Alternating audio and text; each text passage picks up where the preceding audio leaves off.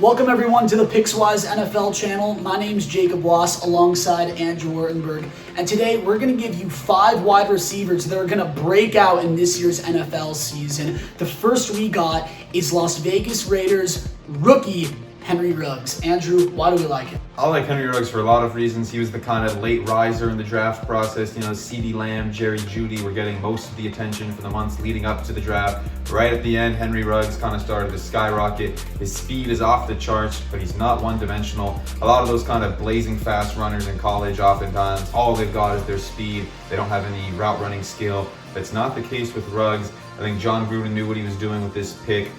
I think he's going to have it's not always easy for rookie receivers to break out.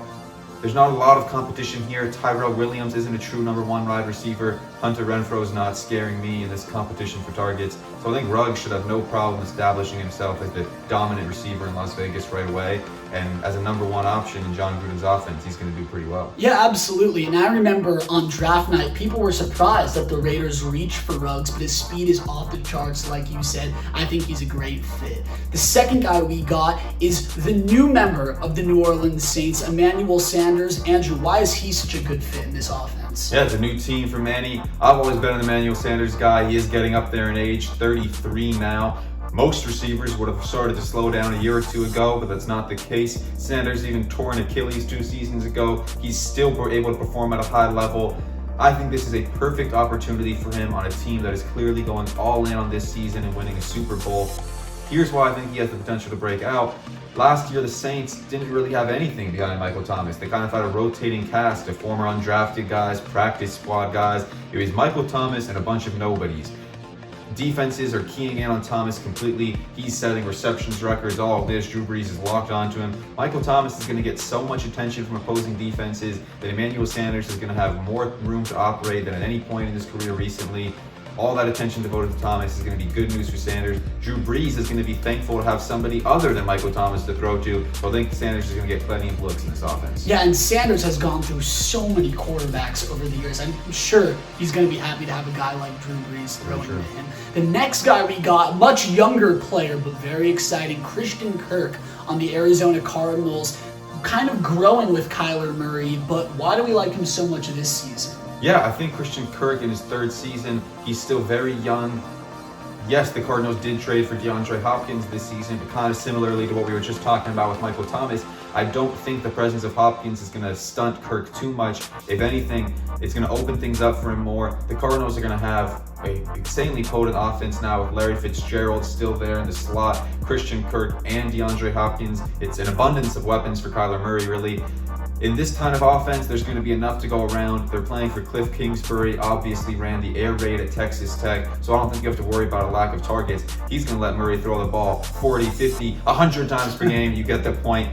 Kirk is going to get plenty of opportunities, even with Fitzgerald and Hopkins there. Yeah, and just personally, Christian Kirk was one of my favorite players on my fantasy team last year. I can only imagine how good he's going to be this year.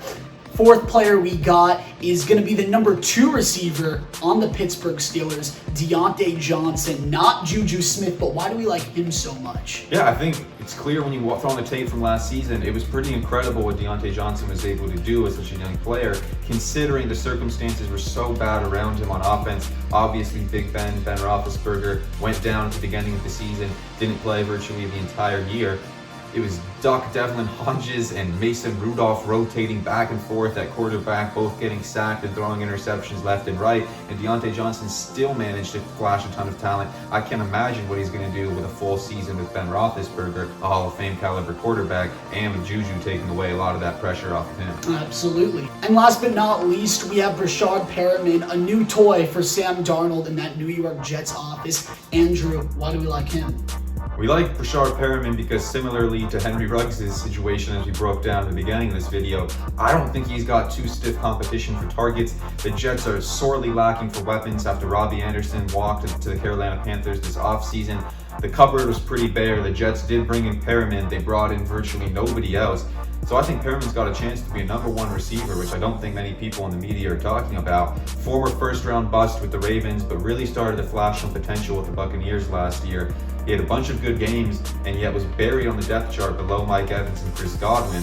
now that he's on his own team, essentially, he has a chance to be a number one for the first time in his career.